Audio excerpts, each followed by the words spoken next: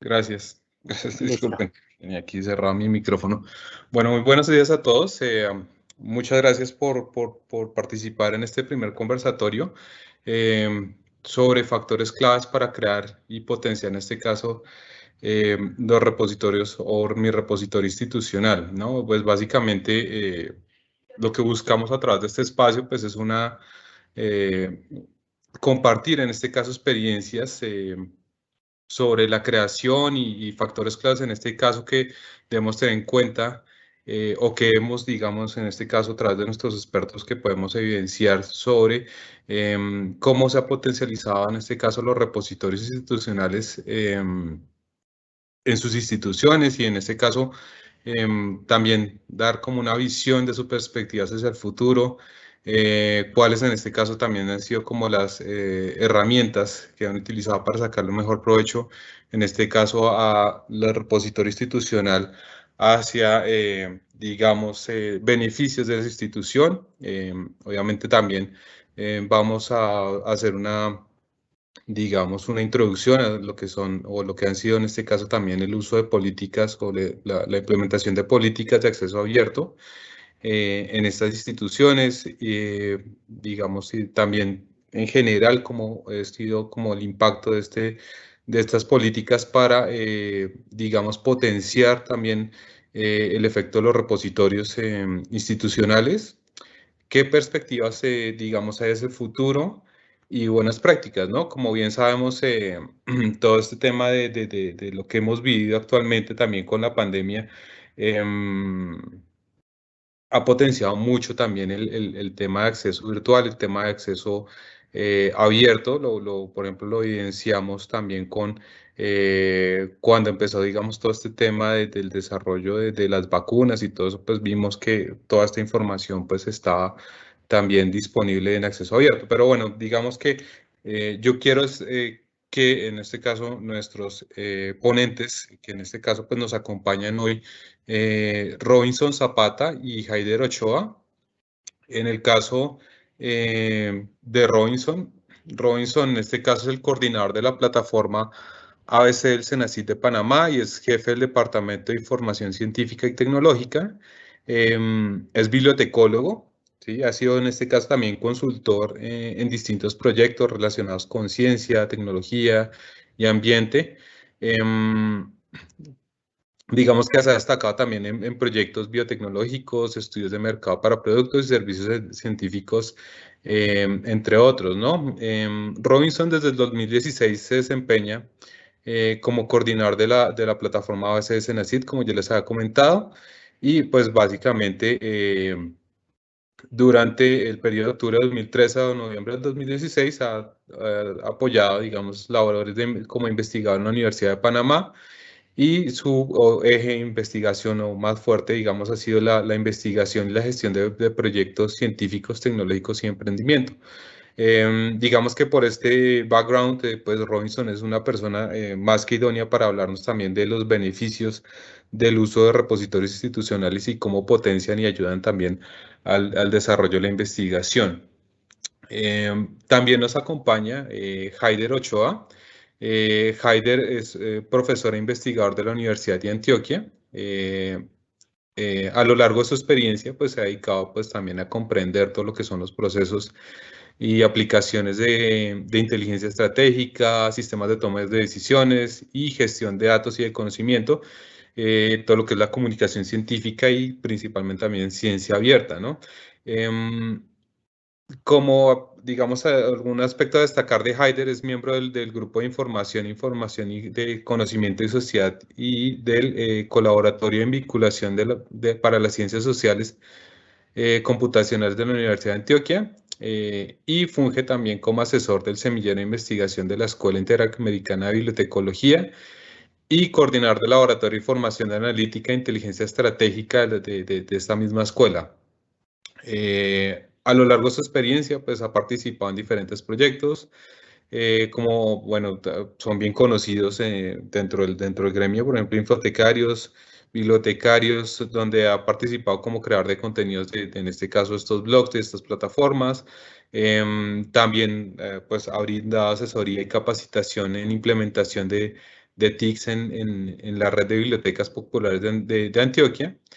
Y pues recientemente también he estado trabajando en proyectos de desarrollo y uso de técnicas y herramientas computacionales como Python, que sabemos que Tableau, SPSS, que todos estos, digamos, son herramientas de análisis de datos, que son, digamos, algo que está como muy en tendencia actualmente para la toma de decisiones, desarrollo científico, tecnológico. Bueno, digamos que este tipo de herramientas últimamente también han tenido un impacto significativo. Y bueno, entonces yo quiero cederles en este caso em, la palabra a nuestros ponentes, para que nos cuenten un poco, digamos, cómo ha sido también en este caso su experiencia frente digamos, al trabajo con lo que ha sido los repositorios, con políticas de acceso abierto.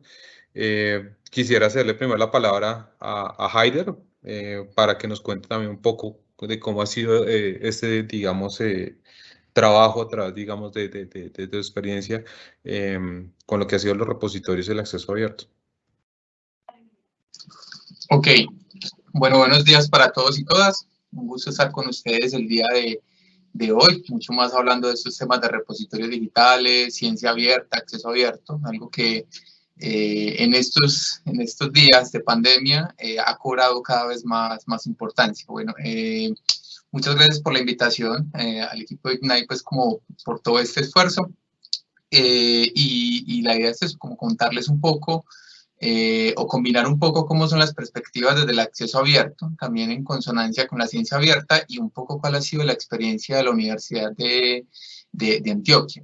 En este caso, yo creo que es muy importante pararnos inicialmente en reconocer qué es esto de los repositorios, y lo hablo específicamente porque dentro del movimiento de acceso abierto, si hacemos un poquito de memoria, pues estamos hablando de este movimiento hace tiempo. Digamos que hemos ubicado algunos hechos, sobre todo a partir de los años 90, y la consolidación pues como en la primera década del siglo XXI, ¿cierto? Eso es muy importante porque nos permite también sentar un poco las bases de cómo se va a entender eso. Y digamos que en esos orígenes hay que entender que hay dos rutas claves. La ruta dorada, que es la ruta de las revistas científicas en acceso abierto, que hoy en día pues ya de ahí se derivan otro montón de rutas por el tema de los pagos APC, las famosas revistas híbridas, pues que son, entre comillas, en temas de acceso cerrado y pagos, pues obviamente, y la ruta verde, ¿cierto? Que es precisamente la que vamos a abordar el día de hoy,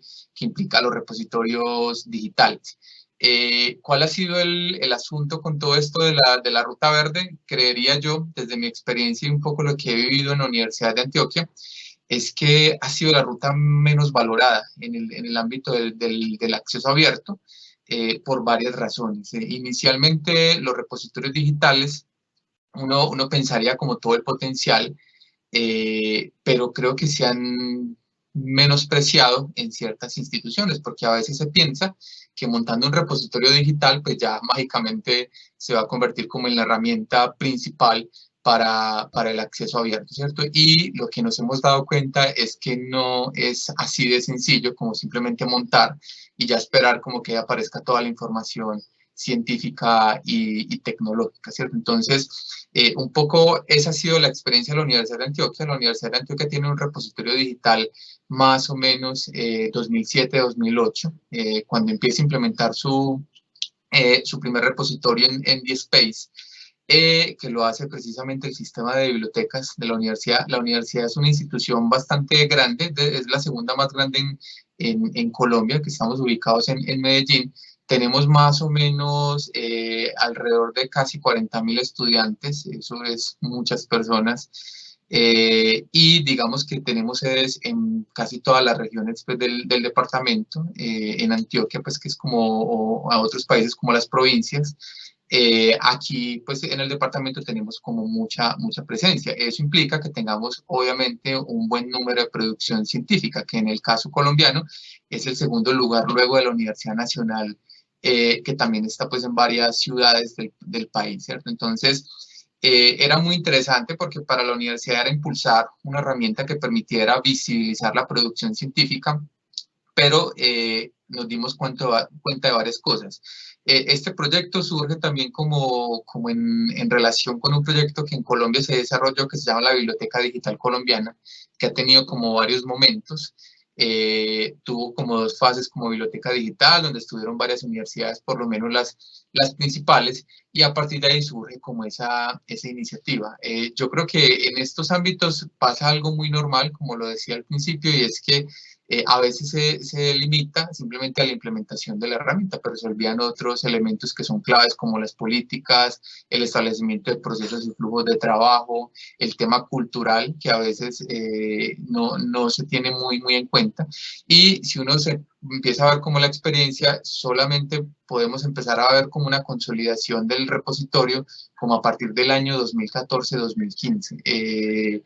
Ahí es cuando realmente empezamos a hablar de un proceso de consolidación. Hasta entonces el repositorio existía, pero básicamente era muy desconocido, ¿cierto? Existía la herramienta, uno podía acceder, había información, cierto tipo de información, pero básicamente la comunidad académica no reconocía este tipo de recursos y obviamente no lo usaba, ¿cierto? Eso implicaba pues como otros esfuerzos que ya en un ratico pues les podré contar, pero inicialmente creo que eso es muy importante, reconocer que la universidad sí entró en esa lógica, pero que de entrada pues no hubo como un esfuerzo mayor para posicionar el tema del repositorio digital.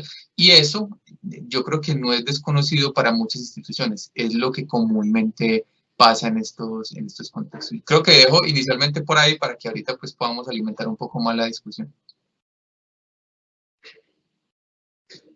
Perfecto, Haider, muchas gracias. Sí, digamos que todo lo que nos comentas es bastante valioso y digamos en ese caso, pues sí, va mucho más allá de la implementación simplemente de la herramienta y Space, sino que obviamente hay que construir muchos más, digamos, cosas de fondo que estimulen justamente todo el tema del proceso de la publicación científica y estimulen el uso de los repositorios. Yo quisiera en este caso ya hacer la palabra a nuestro otro invitado, a Robinson, para que nos cuente un poco, digamos, desde el Senacid, cómo ha sido este proceso de experiencia de desarrollo también justamente como estas políticas y todo este, digamos, emprendimiento hacia lo que ha sido el proyecto de desarrollar repositorios institucionales en Panamá, ¿no? Perfecto. Bueno, gracias Diego, gracias Aider por compartir aquí en mesa, a los organizadores, por supuesto, por darnos esta oportunidad de compartir quizás no una experiencia tan vasta como Colombia, pero creo que es una experiencia bastante enriquecedora porque, y debo hablar antes de Senacid, porque para contextualizar un poco en lo que voy a explicar en este conversatorio, ¿no? La Senacid es la Secretaría Nacional de Ciencia, Tecnología e Innovación de Panamá, es el ONCID, o el Organismo Nacional de Ciencia y Tecnología, que vela por la articulación del sistema o el ecosistema de ciencia y tecnología a nivel nacional. Entonces, desde nuestro punto de vista, digamos que hay diferentes tipos de vacíos en todo lo que tiene que ver con la producción científica, y eso deriva en otras problemáticas como la medición, como la preservación, como identificación de acervos culturales y de dónde nosotros podemos poner esfuerzos para desarrollar la investigación. Y por supuesto, nosotros como un organismo también que financiamos la ciencia, luego cómo transformamos esos esfuerzos en dinero, ¿no? Y cómo se transforma eso en un resultado de investigación en diferentes productos intelectuales, ¿no? Entonces, todo eso nos llevó hace algunos años, y no son tantos, digamos, como una constitución de un proyecto definitivo nacional, a nivel nacional, en donde constituimos un proyecto para reunir a las instituciones, a las diversas instituciones nacionales, a las principales académicas, sobre todo, y los centros de investigación, en donde, por un lado, pudiéramos fortalecer a los repositorios institucionales o, por otro lado, crear repositorios institucionales para las instituciones que no tenían. Entonces, esa perspectiva o esa necesidad como un organismo nacional, de dónde podíamos identificar o recomendar oportunidades de mejora o de diferentes esfuerzos que llevaban las instituciones, nos llevó a ese proyecto nacional. Las instituciones, y aquí también puedo contar algunas experiencias de diferentes tipos de instituciones y cómo han abordado las problemáticas, ¿no? Todo esto se ha dado de manera orgánica, el proyecto bastante orgánica, en el sentido de que, y ha sido bastante mezclado, ¿no? Por un lado, había instituciones que eran muy pocas, por allá por el 2015, 2016, que tenían repositorio, aproximadamente eran 2 a nivel nacional. Panamá es un país pequeño, ¿no? Y institucionalmente no somos tantos, pero creemos que se constituyen investigaciones de calidad. Entonces, por ese momento teníamos aproximadamente 2 instituciones, una en particular que tenía, no voy a mencionar número de instituciones, ¿no? Porque aquí probablemente estemos escuchando en el nacional y no creo. Pero esta institución, digamos, tenía bastante experiencia en la implementación, pero tenía una problemática bastante importante que sigue persistiendo a la fecha, que es cómo articulaba esas acciones que se dan en el marco de las que comentaba Jaider al principio, ¿no? Las que ellos han abordado, cómo construía una base de estrategias, de programas, de proyectos, si no tenía una articulación legal, ¿no? Un marco legal, unas políticas institucionales de acceso abierto que les permitían, digamos, aterrizar iniciativas, ¿no? Y pasar de la acción a realmente a un cambio transformador en los procesos de investigación y en los flujos de trabajo, ¿no? Entonces, en ese proceso, digamos que ellos han trabajado en diferentes aspectos y creando diferentes estrategias que van llevando hacia una política institucional. Entonces, en el caso de otras instituciones no tienen nada y les comento muy transparentemente, actualmente no hay ninguna institución que tiene una política formal. Hay 2 actualmente que ya recientemente constituyeron una política formal de acceso abierto, ¿no? Entonces, eso le ha dado como cierta articulación para poder gestionar cosas. Entonces, ¿qué ocurría en ese momento, antes de que estas instituciones aterrizaran en esa política, ¿no? Que es un componente importante a la hora de tomar en cuenta la generación de políticas, ¿no? El convencimiento de los diferentes actores. Y aquí entonces entran el mapeo de todos esos actores, que es una de las primeras acciones que debemos hacer, ¿no? A la hora de construir una política o cualquier proyecto, ¿no? Que vamos a implementar. En ese caso, nosotros también desde la CENACI apoyamos a estas instituciones en un proceso orgánico, como comenté anteriormente, en el convencimiento de las autoridades.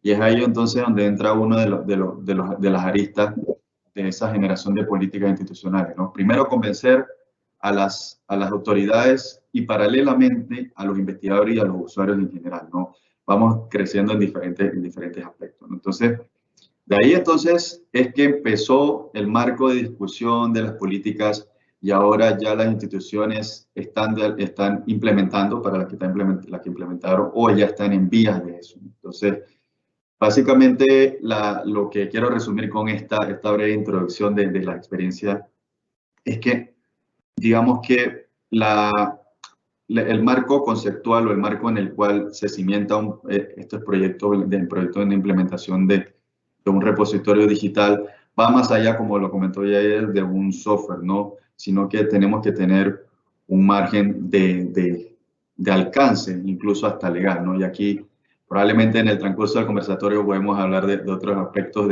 o enfoques de cómo son estas políticas, ¿no? Si son sugerencias, si son obligatorias, ¿no? Pero básicamente nosotros desde la CENACI, con esto termino para darle paso a Jair, es que lo que hicimos nosotros como ONCE fue sentarnos, conversar con las instituciones y trazar un camino conjunto. Trazar un camino conjunto, ¿no? Y eso se puede hacer en cualquier ámbito, no solamente como en el caso de nosotros en un marco nacional, sino a nivel institucional. Los actores debemos conversar y trazar la visión y eso nos va a llevar a construir las políticas de acceso abierto que son realmente y tomando en cuenta aspectos como ya también comentó Jair, que son los aspectos culturales, aspectos relevantes para los diferentes actores o factores que llevan los diferentes departamentos, centros de investigación o incluso sedes regionales, porque aquí también entran esos tipos de aspectos, ¿no? Así que más o menos esa es como la experiencia resumida de algunas cosas en ese sentido. Muchas gracias, Robinson, la verdad, muy valioso su aporte. Y bueno, digamos algo que he visto en común dentro de las 12 introducciones es que, y bueno, digamos que lo hemos visto no solo acá, sino digamos casi a lo largo de la historia de todo lo que ha sido el acceso abierto, es como esta reticencia de, no solo digamos de las instituciones, sino también de parte de los investigadores, justamente también de utilizar esta ruta verde que nos comentaba también Haider al inicio, de utilizar los repositorios como un medio también de publicación de todo lo que es su investigación, ¿no? Yo quisiera preguntarle en este caso a Haider, digamos desde la Universidad de Antioquia, digamos, lo que nos contabas que a principios del lanzamiento del repositorio en el año 2007, 2008, hasta el año 2014, digamos que no hubo como digamos, un avance significativo en cuanto, digamos, al uso del repositorio, pero, digamos, ya la construcción de políticas ha venido estimulando esto. Digamos, ¿cómo ha sido esta construcción de políticas? ¿Qué, digamos, qué incentivos o cómo se ha logrado en este caso estimular también a los investigadores, por un lado, para utilizar en este caso el repositorio, digamos, a nivel de ventajas competitivas de pronto que se le hayan mostrado a los investigadores del uso justamente del acceso abierto para publicación a través del repositorio? Y también cómo se ha estimulado, digamos, desde la construcción de la política también hacia los usuarios de repositorio para que utilicen en este caso esta información y accedan a ella. Bueno, perfecto. Me voy a permitir compartirles una pantallita sencillita. Me dicen si la están viendo, creería que sí, ¿cierto? Una diapositiva. Donde dejo algunas preguntas, porque nuestra experiencia de la universidad ha sido pues como muy interesante, como por varios asuntos. Digamos que a partir como de este año, 2014 sobre todo, pues, pero yo creo que el trabajo se empieza a consolidar en 2015, pasa algo muy interesante y es, a veces se deja la carga del repositorio digital institucional solamente a las bibliotecas. Y lo que nos hemos dado cuenta es que el esfuerzo más valioso es cuando se hace articulado, ¿cierto? Y en este caso, aquí el esfuerzo se daba, por ejemplo, en relacionamiento del sistema de bibliotecas con la Vicerrectoría de Investigación y a la vez con profesores expertos de varias áreas del conocimiento, ¿cierto? Con interés en temas de acceso abierto. Entonces, inicialmente hubo un proyecto donde lo que se hizo fue como revisar qué era lo que había con el repositorio, en qué condiciones estaba, revisar, por ejemplo, cuáles eran las tendencias internacionales sobre el tema, qué políticas, cómo estaban las políticas de acceso abierto y de repositorios también a nivel internacional,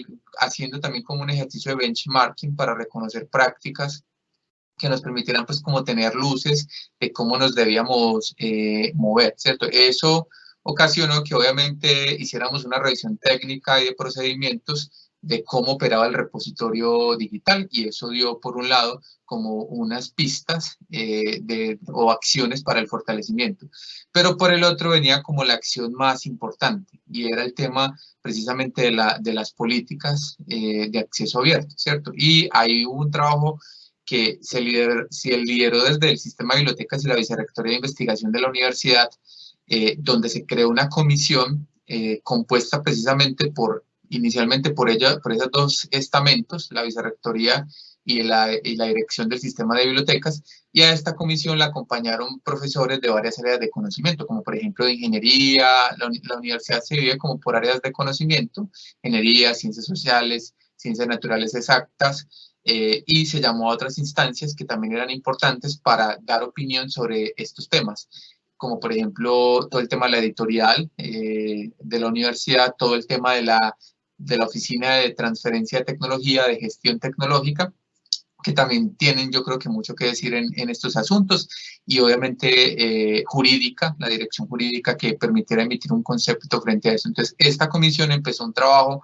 bastante interesante de reunirse cada cierto tiempo para empezar a crear un documento. Ese documento o la visión inicial surge precisamente el reconocimiento de políticas a nivel internacional, haciendo también benchmarking que permitiera reconocer pues precisamente cómo las instituciones estaban liderando estos procesos.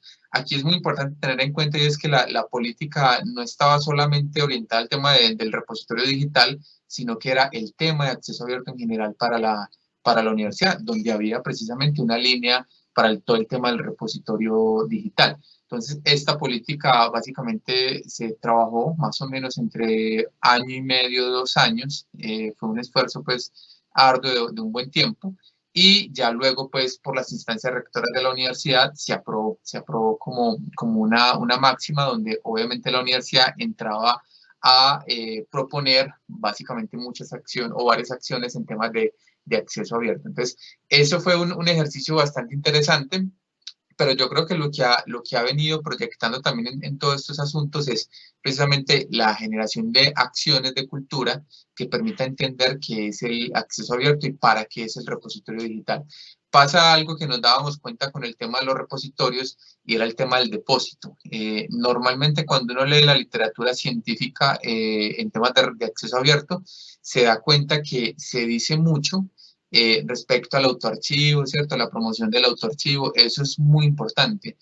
Pero a veces ese tema del autoarchivo no es tan fácil de resolver a nivel institucional, porque lo que se dice es incentívelo, pero ¿cómo lo incentiva usted? Entonces tiene que o tener dinero, ¿cierto? Para poder generar esos incentivos o castigar en caso de que no se haga.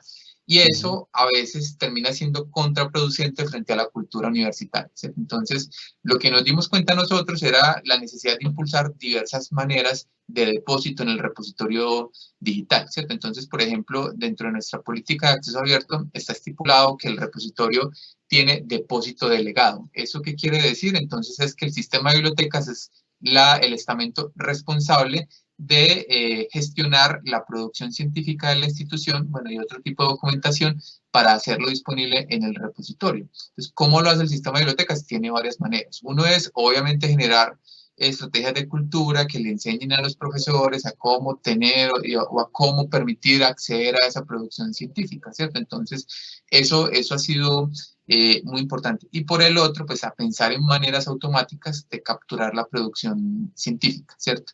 Y a la vez, pues yo creo que de alguna manera el autoarchivo nunca se debe quedar por fuera, sino que se debe incentivar también. Entonces, hay como varias maneras también de gestionar el depósito en los repositorios digitales. Lo que nos hemos dado cuenta es eso, y es que una única manera no es el mejor camino. Yo creo que la articulación de varias maneras es lo que permite precisamente eso. Y puse esta diapositiva porque son preguntas que uno se debería hacer siempre que está pensando en repositorios digitales. Y si usted tiene una política institucional que incentive, ¿cierto? Que defina, por ejemplo, nuestra política institucional la acompaña un reglamento donde ya se dicen en elementos puntuales cómo va a operar. Y algo muy importante también dentro de esa política es quiénes hacen vigilancia de que esa política se vaya cumpliendo, ¿cierto? Y ahí, por ejemplo, el sistema de bibliotecas es muy importante. Yo creo que hay que quitarse un poco de la cabeza eso, que los repositorios solamente son de competencia de las bibliotecas, y pensaría que es más un ejercicio articulado, donde obviamente en los sistemas de bibliotecas tienen un rol fundamental para promover todos estos asuntos. Entonces, aquí hay unas preguntas que es muy bueno que se hagan, que tengan ahí, porque realmente así es como nosotros también lo hemos pensado para poder proponer modelos de repositorios digitales y en este caso para ir, digámoslo así, consolidando el nuestro. Excelente, Haider, muchas gracias. Sí, digamos que,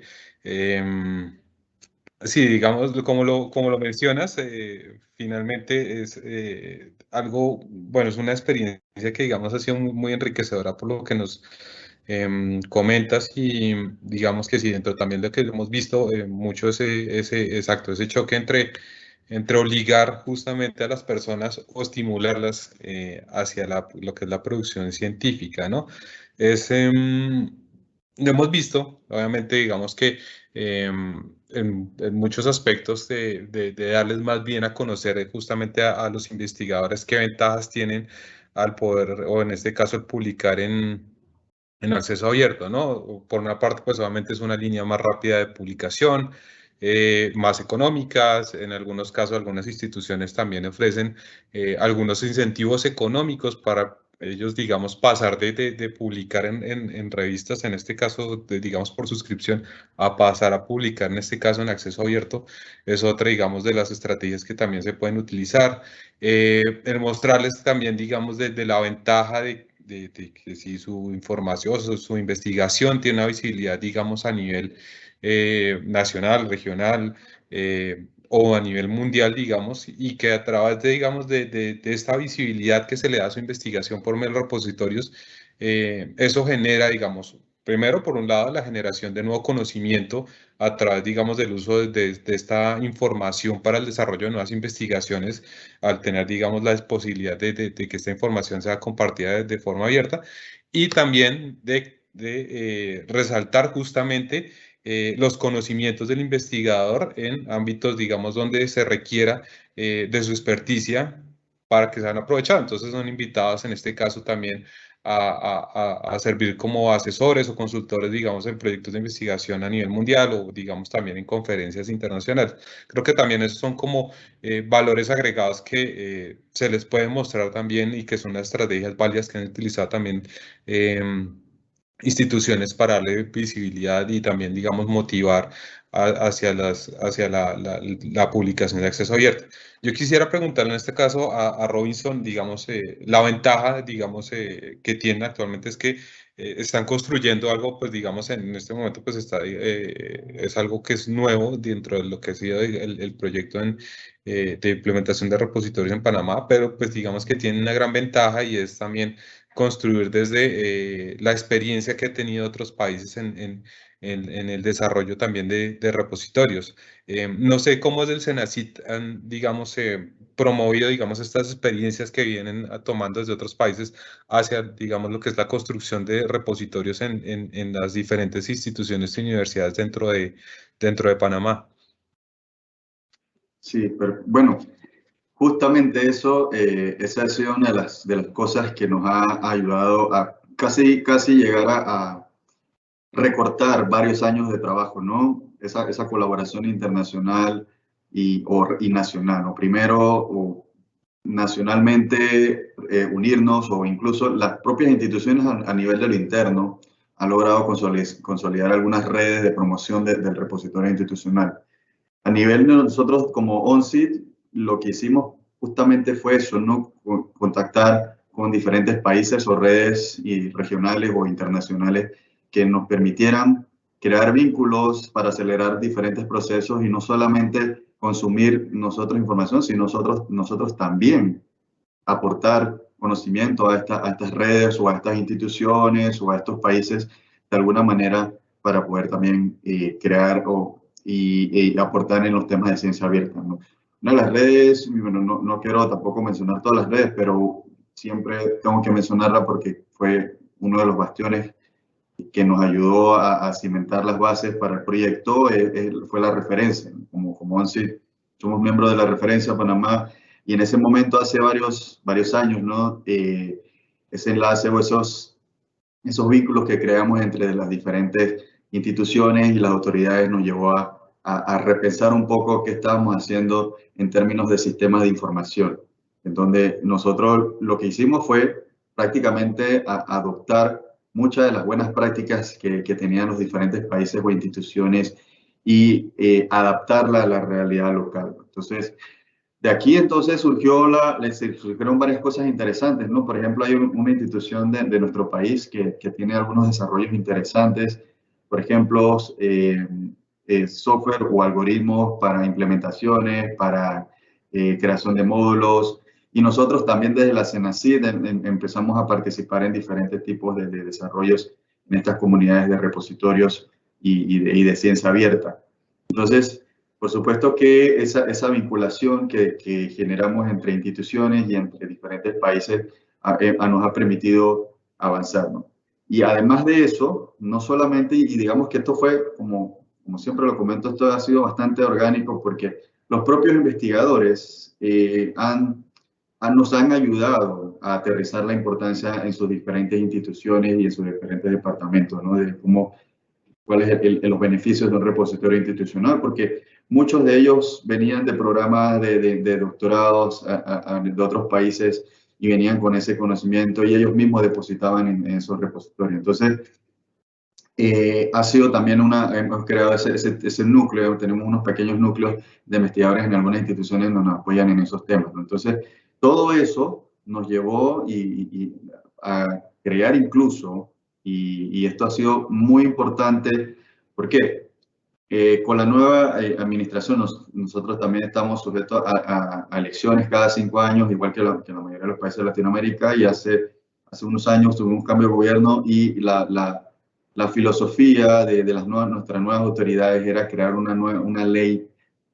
paraguas, que se le llamaba así, de todo el sistema de ciencia y tecnología. Teníamos una ley por acá de innovación, otra ley que estaba toda dispersa, ¿no? Entonces el objetivo era de crear una ley nacional de ciencia, y en eso, gracias a toda esa vinculación y ese impulso que teníamos con las diferentes instituciones a lo interno del país, llevamos a proponer un borrador de ley que se incluye un capítulo de ciencia abierta, ¿no? Actualmente lo que estamos incluyendo son diferentes aspectos de la ciencia abierta y se está en una consultoría internacional para realmente ya ahora sí discutir un documento, una política nacional en donde a través de una ley podamos generar todos los proyectos que tenemos como visión e implementar. Entonces, todo eso ha llevado digamos, y respondiendo a la pregunta, a esa colaboración internacional, ¿no? En donde nosotros, a través de todas estas vinculaciones,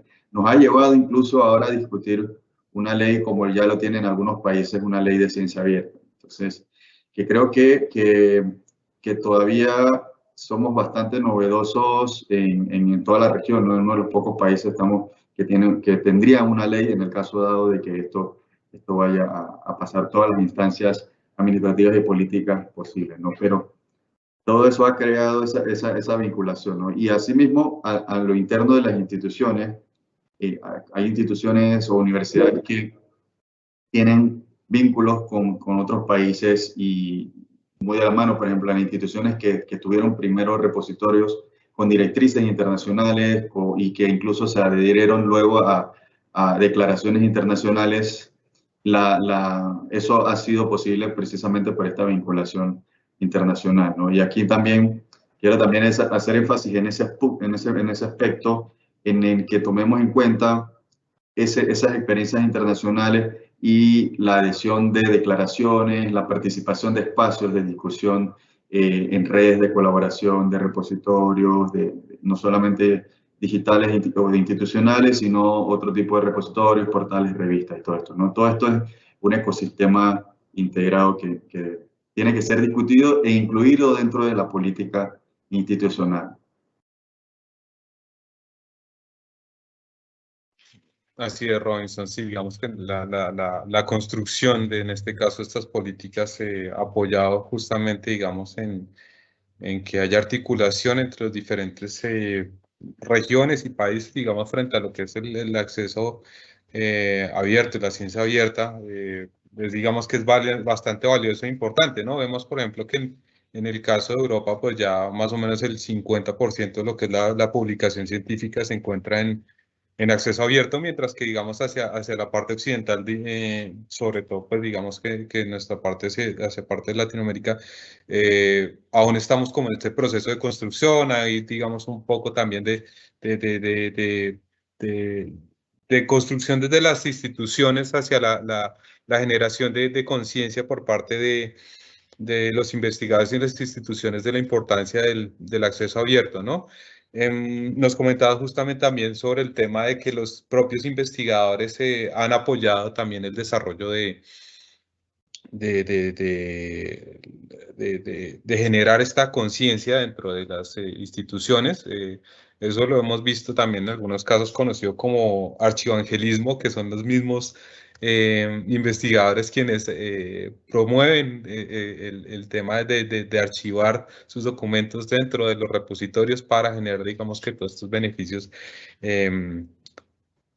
que hemos visto en los repositorios, en el acceso a la información en formato de acceso abierto. Yo quisiera preguntarle a Haider, digamos que basados en como en toda esta experiencia que nos ha mostrado digamos, tan enriquecedora de todo lo que ha sido la construcción de repositorio de políticas desde la Universidad de Antioquia, ¿qué perspectivas hay frente al futuro, en este caso, del repositorio? ¿Qué se viene, digamos, frente al tema del acceso abierto? Digamos, qué planes hay frente a ello desde la universidad? Y pues si de pronto tienes una perspectiva nacional, pues también digamos que sería una parte, ¿no?, bastante valiosa. Ok, bueno, hay varias cosas al respecto. Por un lado, digamos que en términos de la institución, digamos que la sombrilla ya va un poco más allá, en términos de que ya no solamente es el repositorio, el acceso abierto, sino que inclusive se creó una comisión de ciencia abierta, ¿cierto? Que implica pensar en otras aristas de esa gran sombrilla, tema de datos, investigación reproducible, políticas, métricas, como todo ese horizonte de trabajo que es mucho más, ¿cierto? Entonces, ahí es como muy importante tener en cuenta porque obviamente el repositorio sigue siendo algo prioritario, pero que se articula como con otros elementos, ¿cierto? Y digamos que algo muy interesante pues que también va pasando con el tema del repositorio y que yo creo que en Colombia, así como lo decía Robinson para Panamá, también ha sido muy interesante y es porque yo creo que el esfuerzo que se viene haciendo ahora con el Sistema Nacional de Acceso Abierto, digamos que Colombia ha pasado como por varias etapas. Les hablaba al inicio que por lo menos la universidad estuvo en una etapa que se llamaba Biblioteca Digital Colombiana, ya por allá como en el, no recuerdo bien, 2013 o 2014, o bueno, 2012, no recuerdo, estaba lo que se llamaba el Sistema Nacional de Acceso Abierto y ahora hablamos de la Red Nacional de Información Científica, ¿cierto? Y digamos que en su momento de pronto no había tanta potencia en ese tipo de proyectos de articulación, pero lo que hemos proyectado o lo que hemos visto también de la universidad es que de pronto con este nuevo proyecto llamado Red Nacional de Información Científica, RedCol, que ahora sí está donde debería estar, que es el tema de MinCiencias, creo que se ha impulsado un poco más el tema de políticas, el tema de protocolos de interoperabilidad, el tema pues de cosechadores y esto, para que nutran precisamente ese nodo nacional y que, por ejemplo, alimenten proyectos como la referencia, ¿cierto? Entonces, ha sido muy importante eso porque para las instituciones colombianas, por lo menos ya hay como unas directrices más claras que obviamente se pegan de directrices internacionales para poder recopilar la producción científica. Entonces creo que ese ha sido un proyecto pues muy potente y para nosotros ha sido también muy clave en términos precisamente de lo que decía Diego ahorita, por ejemplo, respecto a cómo también posicionar esto de que es que el abierto también es bueno, también da visibilidad a todo esto. Nosotros como Colab, pues que es como una iniciativa que tenemos en la institución, donde tenemos como grupos de varios áreas de conocimiento, hicimos un par de estudios recientes, donde por ejemplo hacíamos análisis de los cálculos de APC, de costos APC, para ver qué tanto pagaba, por ejemplo, la universidad por la publicación en acceso abierto, ¿cierto? Y nos dimos cuenta, pues, que más o menos ronda alrededor de $1 millón. Eso lo hicimos creo que hace como 2 años. Entonces, si ustedes imaginan lo que paga uno por acceso a bases de datos más acceso o pagos por APC, pues es una cifra que es interesante. Pero ¿por qué era interesante este estudio? Pues obviamente porque nos ayudaba a entender cuáles eran las dinámicas, pero también porque tenía un elemento adicional y era analizar, por ejemplo, la citación en revistas de acceso abierto, ¿cierto? Entonces, eso nos dio un poco para mostrarle a los investigadores y es que publicar en abierto no necesariamente es que sea una revista de menor categoría que una revista que sea o licenciada, pues acceso licenciado o que tenga costos de APC. Nos dimos cuenta que en realidad las revistas en acceso abierto tenían mayores niveles de citación que lo que tiene en este caso una revista de acceso cerrado, o por lo menos podría equiparar uno en ese sentido. Entonces, eso hacía que, obviamente, el que el investigador publicara en este tipo de revistas, pues obviamente puede ser más fácil para tener la producción científica en el repositorio institucional. Entonces, aquí hay algo muy importante, y es que no es por un lado el acceso abierto y la ruta verde, por el otro la ruta dorada, sino que hay que buscar los caminos donde se puedan encontrar estas cosas.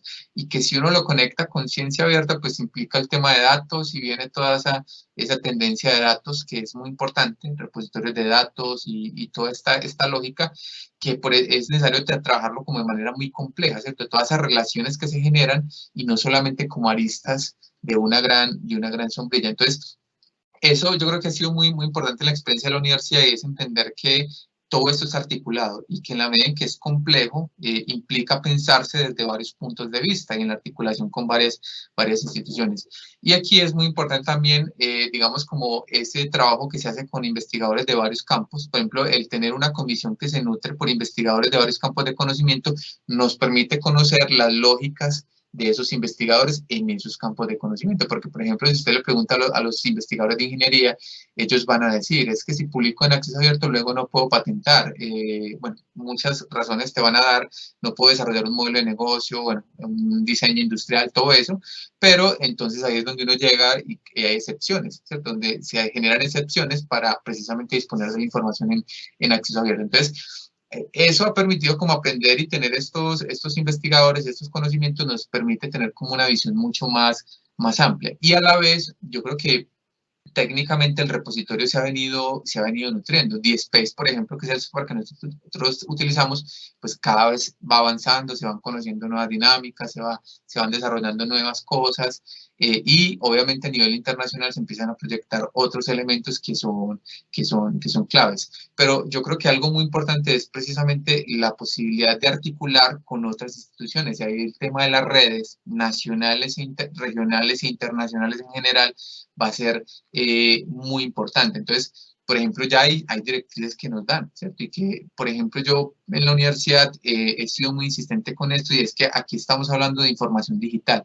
y la información digital tiene un tratamiento diferente a la información física en ciertas cosas. Entonces, aquí hay que empezar a trabajar con eso, y precisamente por eso las estructuras de metadatos que nos proponen, por ejemplo, son claves. Reconocer, por ejemplo, cuáles son esas estructuras. Sabemos que utilizamos Dublin Core.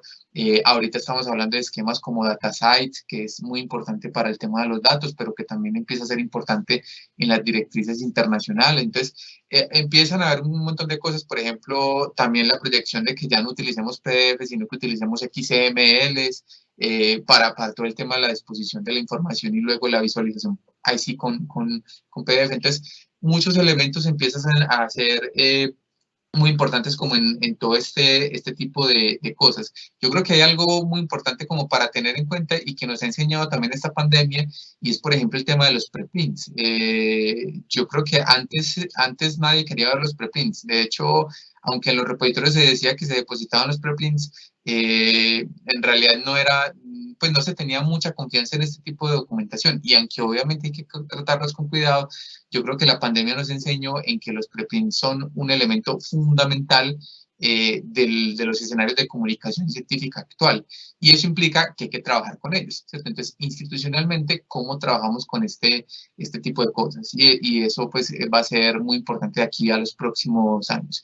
Y ya hay, como para cerrar esta intervención que me extendí un poco, hay como un par de cosas. Uno es, los datos nos empiezan a mostrar otro elemento clave, y es que, por ejemplo, los principios FAIR, que son los principios de datos de investigación, si no lo reconocen es muy importante que consulten esto. Uno los ubica en los repositorios de datos de investigación, pero lo que uno se está dando cuenta es que esos principios van a ser claves también en la definición de repositorios en general, porque implican es que tengan que ser accesibles, que sean recuperables, que sean interoperables, que son características propias de los repositorios, y que a la vez que toda esa información ahí que esté ahí pueda ser reutilizada, ¿cierto? Entonces, eso cada vez se va proyectando como algo muy, muy importante. Y lo último, y es algo que también nos ha mostrado todo esto, es la necesidad de contar con políticas, procesos, pues, y en general estrategias de preservación digital. Históricamente, por lo menos en las experiencias que he conocido, siempre se pensaba que la preservación digital o sea, tener un repositorio ya de por sí era preservar digitalmente información, y lo que nos hemos dado cuenta es que no, que efectivamente existen modelos, existen prácticas, como por ejemplo el modelo WISE y estructuras de metadatos como Premis y todo esto, que nos dicen cómo se debe tener la información para poderla preservar, ¿cierto? Y eso es muy clave para la información institucional. Entonces, es muy importante no asumir que tener un repositorio ya de por sí es preservación, sino que debe acompañarse de prácticas y digamos como herramientas que permitan realmente trabajar con ese tema de la preservación digital. Ahí cierro y qué pena la extensión. Listo, no, Haider, muchas gracias y la verdad que unos aportes muy valiosos justamente también sobre la construcción de repositorios y pensando también exactamente, digamos que más allá de la simplemente de lo que vemos actualmente en temas de repositorios, sino pensar también en todas las, digamos, articulaciones que se deben desarrollar y pensar frente al futuro de lo que son los repositorios, exactamente los repositorios de datos que también han venido cobrando, digamos, una fuerza y la evolución también de los sistemas para construir estos, digamos, medios para poder acceder a la información. Nos quedan como unos 10 minutos más o menos. Yo quisiera en este caso pues ya darle paso a las preguntas de nuestros asistentes y pues digamos que no creo que alcancemos a responder todas, pero pues digamos que vamos a seleccionar algunas de las que nos están remitiendo. En este caso, nos preguntan,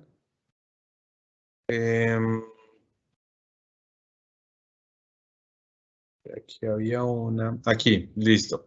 Dice, ¿qué opinan del generador de políticas OpenDoar como un punto de inicio para definir políticas de repositorios institucionales, como elementos de entendimiento en el entorno internacional y con posibilidad de agregar contenidos locales? No sé quién, si Robinson o Haider quisiera responder esta pregunta. Bueno, yo puedo responder rápidamente para no tener... Yo creo que es un buen punto de partida, sería la respuesta, porque el Open Door es un consenso internacional, ¿no? Y es hacia donde los puntos de discusión, los espacios en donde precisamente lo que conversábamos antes, llegan a puntos medios o de equilibrios en donde podamos llevar nuestros repositorios con el objetivo de visibilizarlo, evaluarlo y preservar ese conocimiento que generan nuestras instituciones y nuestros países. Entonces, podemos utilizarlo como base, sí, podemos llevarlo y orientarnos y utilizarlo como un punto de apoyo para empezar a armar una discusión ya institucionalmente, pero una de las cosas más importantes, además de los consensos internacionales y de la visión global, es también integrar, impregnar dentro de nuestras políticas la visión que tenemos como institución. Entonces, esos dos puntos tienen que estar en equilibrio, tomando los diferentes factores que ya hemos conversado a lo largo de esta mañana. Entonces, esos dos puntos se deben mantener equilibradamente y con eso vamos a lograr una adopción efectiva de la política y de las estrategias que se lleven a lo interno de la institución. Excelente, Robinson, muchas gracias. Bueno, voy a hacer otra de las preguntas. ¿Cuáles son las instituciones que mencionan que tienen la política institucional de acceso abierto? Bueno, no sé, Araceli, si nos pudieras especificar para quién va dirigida la pregunta. Bueno, también Araceli nos pregunta cómo podemos pertenecer a repositorios nacionales e internacionales. Bueno, esta es una pregunta que sí se hace en muchas instituciones y que en este caso quisiera transmitirles a ustedes para que nos puedan, en este caso, digamos, dar como esta orientación hacia nuestros participantes.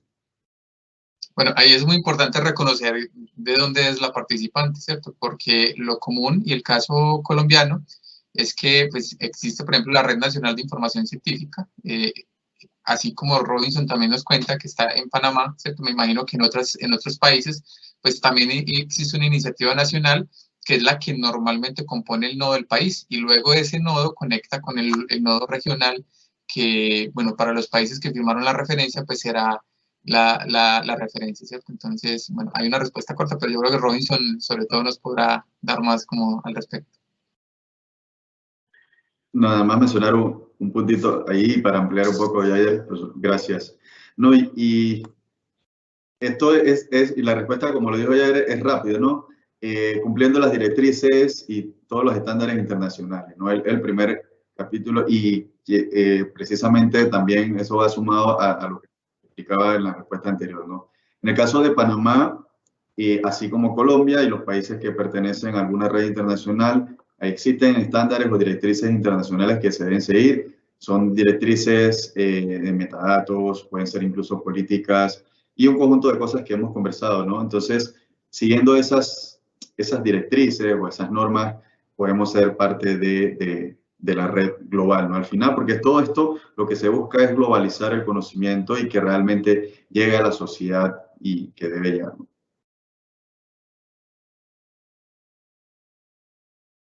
Excelente, muchas gracias a los dos por la respuesta. Hay una pregunta, una última pregunta, dice, bueno, aquí nos preguntan, para favorecer el ecosistema de valoración de los académicos, que los académicos se sumen a las buenas prácticas, ¿ustedes surten de nuevos indicadores a las direcciones de investigación? Sí, si quieren puedo contestar un poco y es porque sí, en el caso de la Universidad de Antioquia, como les decía, entonces existe una iniciativa llamada COLAB, pues, que es una iniciativa conformada por investigadores de varias unidades académicas, y desde ahí hemos diseñado un modelo de medición que se ha ido alimentando, ¿cierto? Que inclusive ya no es un modelo solamente cienciométrico, sino que es una perspectiva que se ha venido comentando mucho, por ejemplo, en RECIF, que es modelos de medición de la vinculación con el entorno, ¿cierto? Y desde ahí también se meten como una serie de indicadores, por ejemplo, de acceso abierto. Entonces, eso, digamos que los interesados, este es un trabajo académico, pero que también ha sido un trabajo fundamental para esas instancias administrativas, como por ejemplo la Dirección de Investigación o la Vicerrectoría de Investigación, que desde ahí entonces toman y miran y revisan algunas cosas respecto al comportamiento de la investigación en la universidad. Entonces, por ejemplo, cálculos como les decía ahorita, inversiones en APC,